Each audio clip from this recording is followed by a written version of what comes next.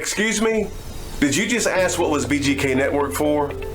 I'm glad that you asked. Let me get the number up because I know you're going to call. So BGK was founded by Michael. What happened to the number? The number's at the top of the screen now. But anyway, get the number. As I was saying, BGK Network was founded by... It's at the bottom of the screen. Really? Really? Okay. I'm sorry for calling you Michael. Apostle, just put me back where I can talk. Just put me back, please. Wow, some people are so sensitive, right?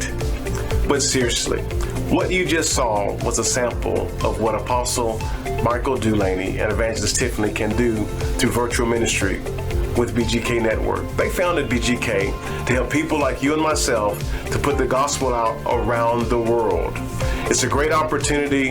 I do encourage you to call the number. It's more affordable than you think. Give them a call. I did.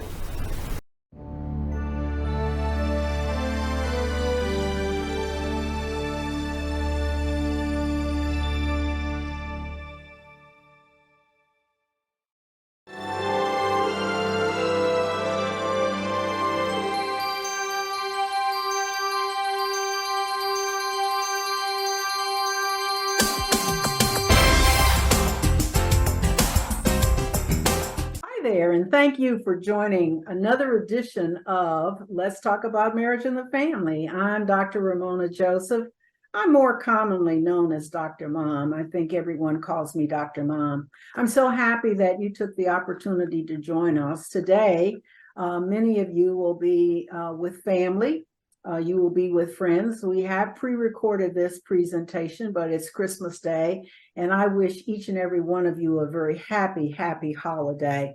I want you to help me during the forthcoming year, 2024. I want you to tell people about Let's Talk About Marriage and the Family. As you know, we are on Roku Television, BGK Network, and it's the Saints. That's the network that I want you to look for. I want you to also take the opportunity to call me. My number is 972-816-7887. Or you can write me at rjjoseph920gmail.com. This year has been an awesome year for me, and I pray that it's been an awesome year for you and yours. I pray that you and your families will continue to enjoy the blessings of God because they are bountiful, they make us rich, and they add no sorrow. So for those of you that are joining us, I have a very, very special guest. And that special guest is Lady V. Winfield. She is the First Lady of Potter's House, Fort Worth in Texas. And so we had a presentation with her husband, Pastor Patrick Winfield, but I wanted Lady V to be on today because I really wanted her to talk about things that are so important during this season. But before she tells you all about that, welcome to Let's Talk About Marriage and the Family. Hello. Well, glad to be here. Thank you, Dr. Mom. Well, listen, it's an awesome experience. I'm just so happy. And I told her I wish that I'd known we were wearing hats today because I got one. I'm going to surprise them at church one Sunday. They'll see me and they won't know. Let's do it. Yes. Lady V, a wonderful young woman. I met her in Chicago and she moved there with her new husband.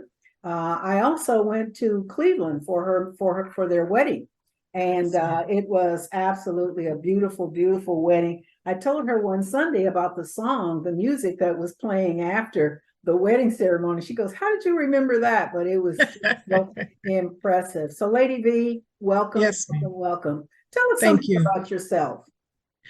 Well, I am a native of Youngstown, Ohio. Born and raised there. Also moved to Cleveland, Ohio, maybe right at about 19, 20 years old, with the late Bishop J. Delano Ellis and Dr. Sabrina Ellis, AKA for me, Mom and Dad. And so they're my bonus parents. And so I had the opportunity to move with them. So I have been kind of journeying now with family, the dynamics that family now looks a little different. And so, but I am grateful to be in this moment and to kind of share as we talk about grief and loss during the holiday. So Yes, excited to be yes, here. yes. So tell me about your children. How many children do you have? So hubby and I have, hey hubby, hubby and I have three sons. We have Christian, Micah, who is now 28. We have Joshua Patrick, who is 19. And we have Caleb Josiah, who is now, well, almost, he's a few weeks shy of being 18. Wow. So the boys are growing. We also have a G baby. His name is Paris, and Paris is 6. So Right. I am around, my life is surrounded around men, king men, Yes, all the time. Men, yes. It's so amazing. Let me tell my viewing audience that Pastor Winfield felt that he was called to the Las Vegas area, and they started a ministry there, which was really truly awesome. At their first year anniversary, I was the person that came to speak, and so these children that she's talking about, they were babies. In fact, you were pregnant with one of them. I think that was the very last one, but they were so cute. And now that I see them when they come into church, they're tall and handsome, and they're moving forward in what God is calling them to do. And so you have a lot to be proud about. So Pastor Patrick called me and he said, I was living in the Carolinas, and he said, Dr. Mom, I'm burned out. Starting this church and my a new marriage, new family. I'm trying to do too many things, and I'm so exhausted. I'm burned out. And he said, I have an opportunity to move to Texas to take a position as I think it was a headmaster of the Clay School. And the Clay School was named after Bishop T.D. Jakes' mom. And so I encouraged him, when we suffer from burnout, we can't do anymore. We're just there. And he asked me to write a letter of recommendation. And I was up in my office that same night and making certain that I could get it faxed early because I really wanted him to have that opportunity. So now you've got to move again. You've got to pack up and come to Texas. What was that like? I think, well, so initially for me, I moved from Cleveland. After marriage, I moved from Cleveland to Chicago. Yes. And then from Chicago now to Las Vegas. So for me, this was our second move. His first, my second. Yes. And so I think initially at the time, we were newly married. We had just made a little bit over a year. And so there was conversation shortly after our marriage of this possible church plant Vegas. And so when it came into fruition and we knew we were going, I think, was I nervous? Absolutely. We're just married. What is that going to look like? It's Vegas. So, in your head, you're thinking Sin City. So what does ministry look like in that context? What will it be? What's the pull on I have our son at the time was 8. And so what would that look like for him? So we had a lot of questions, but I think at the end of the day, I trusted, I knew God had us. I trusted God. And I also knew that that Pat heard from God. So there was this, okay, Father, you have us. I think you're never prepared for what the journey will be. But I do think that we were supported, and that was absolutely a blessing for us. And we kind of just got out there. And when I say started from scratch, Dr. Mom, we started from scratch. So, and we just kind of allowed the journey to be what it was. And it was that first year coming there, everything. It was so beautiful. And then the number of people that you had, it was an interracial Yes. ministry. And Yeah. it was just an awesome experience for me. I was so proud of both of you and so happy to just to be a part of that particular day. And a lot of young people, which Pastor Patrick is drawn to ministering with Yes. young people. And Yes. so we had a wonderful time. We had a lovely repast afterwards, and so had to get home, and we didn't want one of the children to fall asleep because fall asleep. So there I am, I think, on the back seat thumping them, wake up, I'm wake up. I'm sure. Yeah, wake up, I'm wake sure. up. And even that dynamic of doing, we really catered two babies at one time. The ministry was our baby, and we were growing our family at Yeah. the same time. So some of that burnout was just the trying to juggle all of those and not let one fall. Unfortunately, one will, and you don't have control over that. It's kind of okay, so which one can I catch at this moment? Thank God our family has always been Yeah. we bounce back.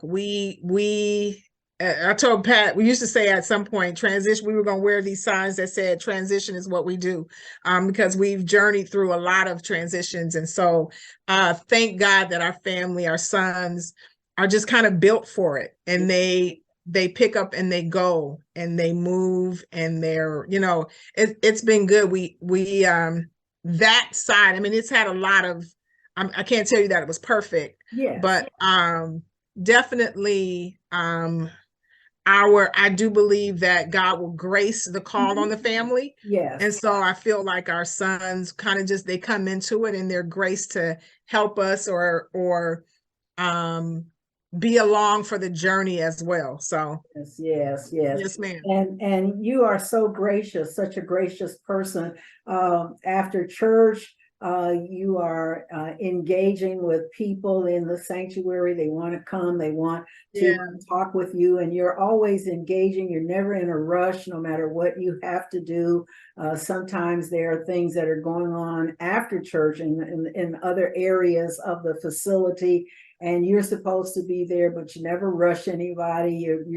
You're so gracious. And you are, as I look at you and Pastor Patrick, you are a balance for him.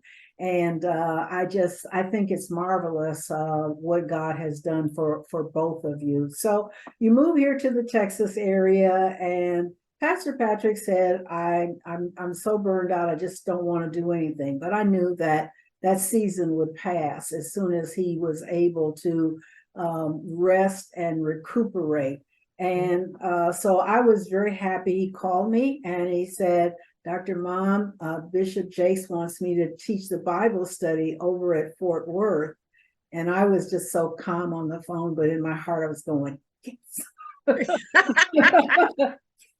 So I said, well, exactly, what does that mean? And he goes, yes. I don't know. And I'm going, yes, because I knew that his retreat was not a permanent retreat. He has too much in his spirit, too much that God has planted in him. And it was just time. So then the next call I got was not immediate, but a while after that, I'm going to be planted as the campus pastor.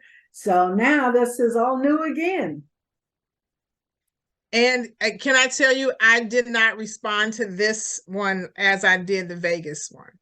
Okay. I had some skin in the game for Vegas, right? Had done ministry now, we were almost right at 6 years when we left in that ministry. So stepping away from ministry and pastor being the headmaster or the principal for the school, it felt like rest for us. And when I say that, for the family, what people don't see is that in order for, and I can speak for pastor because he's been this way from day one, he is still this person to this day. That if he is ever stepping in anyone's pulpit, he's called to preach, he's serving Bible, so I don't care what it is, pastor's going to give it 150%. So that takes away from Saturdays, that sometimes Fridays, a lot of times we didn't have Saturdays where we can go and hang out. And so coming to Texas and getting that 2-year breather of being able to do that, which is what I used to call, now we're a normal family. Yes. Now we're normal. We're able to do normal things that families do on the weekends. And so the first time Pat came to me and said, babe, I feel like God is calling me back to ministry, I absolutely screamed to the top of my lungs. I said, no. Because I knew what it entailed, right? And then you're connecting Yes. to not just ministry, the Potter's house. And so whatever that would entail. So it took me a minute, Dr. Mom, to embrace this journey. Yes. Here in Texas. It took me a minute to embrace that. And then, after conversation and prayer, and we kind of went into it, I was behind him. Yes. Okay. I'm gonna support you. Yes. And I'm gonna let that be. That's all I'm gonna do right now. Yes. And so but this is what I used to tell Pat when he was even at the school, because people would call him pastor principal. And you're absolutely right when you talk about the grace on him to lead and to do ministry. There's no way around it. If he opens up his mouth, you're like, wait, hold on. Yes. Is he just his grace gift to teach, to lead is always there. And so I kept thinking, God, I hope Bishop doesn't get wind of him. Yeah, well, that didn't happen. So here we are. Yes. And, people tend to believe that it's just all glam because we look good. I told one of the pastors once, I said, we make ministry look easy. And so people in the congregation think, oh, this is just, it's easy. They can just glide right on through it. Never realizing some of the dynamics of how we personally feel, what's really going on with us. And so, you make it so very clear that you said at this point, I will support you, I can push you, but you had to really get into a rhythm. And of course, Potter's House Fort Worth was already established. And so then you had to come in and make some transitional moves, which whenever you have a change in leadership, it's going to be that way. And, pulling it and pushing it along, I know that maybe you weren't ready for that. And so, but you survive the storm and you do it so well, you make it look easy, so. I'm so sorry. No, I do. I feel like I know it's the grace on my life to do that. I can't, it's not Vicky. It's not Lady V. It's the grace and the call that is on my life to do that. And I think if people, as pastors' wives, we live with the man. Yes. They get the pastor. Yes. And so, it is when he is challenged, when ministry does become heavy, when just the life of relationships, you're married to a human being who has who is doing life in their own life, plus your life, plus ministry. There's a lot that goes with it. But I do believe that the Father will, or has, especially for my journey and our journey together, it's a grace call.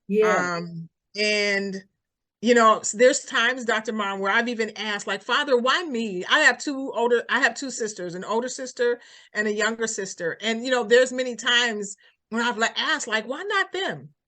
And the Father always comes back, why not you? Always. He never gives me the reason. He just always puts it back on me. Why not you? Exactly. But when I look at, I'm sorry, go ahead. No, go ahead. When I look at the history of my life and the directions and the connecting me to my bonus family and just how my life, has come present. It's the grace call. Yes. It's the grace. And I remember the closing thing that Bishop said at the wedding. He said, "I'm very sad today. I'm happy that I was able to marry you, but he says I'm very sad today because I'll go home to a different house." And that just, it broke my heart. Yeah. You're gonna make me cry. Okay. Yeah, Yeah. I love that, man. We don't have a lot Yes. of time on this presentation, but today is Christmas. And many people are celebrating the holidays. They're suffering during this time. Your mom passed away in September, and this is one of the holidays. The first holiday was Thanksgiving, and now Christmas. And in counseling, we call this a cycle of holidays. So this is the first Christmas without mom. Yeah. How are you coping with the grief? I take the grief a day at a time. It has been a hard journey thus far, and we're gonna try and get through this without crying. I think it was a lot harder than I thought it would be because it's mom, right? Yeah. And so thank God for the support of my hubby, who has been absolutely amazing in understand or just being present as to what I need, because some days those change. And so he's been very fluid and able, just being able to kind of bounce and give space where space is needed. Yes. And then come alongside and hug when he knows I need it, and just whatever. And my being vulnerable enough to share how I feel. Yeah. Because Dr. Mom, is such a different feeling. The feelings that I have, I never thought I would. And so it has been, we got through Thanksgiving, and one of the things that I needed this year, initially I was going to try and keep going like we normally do. Yes. Post Thanksgiving at the house, we have people come over, and I'm hosting and cooking and all of that. And I was in that, and then there was some anxiety and anxiousness around that, and I had to stop and pause and say, okay, well, wait, okay, I don't have the capacity to do that. Yes. I don't have the capacity to do it. And thank God my family, again, hubby, he understood it. And I said, you know what? I can't host Thanksgiving this year, but I do want to I want to be with my sisters, because we're all journeying this loss of mom together. Yes. And so that is what I did. I went and spent time with them. Good. And for us to be together and share and talk and cry and laugh, it's just what we needed. So I think just being able to voice that this is different. I have never been here before. Yes. And so this grief, I'm familiar with grief. Yes. But this one hit totally different. Yes. Of course, I think I was 50 when my mom died. And when she was living in Chicago, I was living in the Carolinas. And when I got that phone call, immediately I felt like an orphan, because no one understands when your life giver is gone. You feel like, I'm an orphan. So we've got a few more minutes left in this presentation. What would you like to tell the viewing audience about grief, just in your own words? Well, I think if I would share that at some point in our lives, and that for those watching that may be dealing with grief, or those that may not, that at some point we will all face grief. Okay. All right. We will all face it. And one of the things that you have, Pastor, who else has been supportive? What have the boys done to support mom during this period of time? So this is for our sons. This is their third grandparent to pass away. So they've lost my father. We lost my dad almost, we're in 6 years, so 6 years this year. We lost Bishop Ellis 3 years ago. So Yeah. that was their other grandpa. And then grandma. I think the journey this time, what made it different is one, that my mother was here with us in Texas. So I was her caregiver.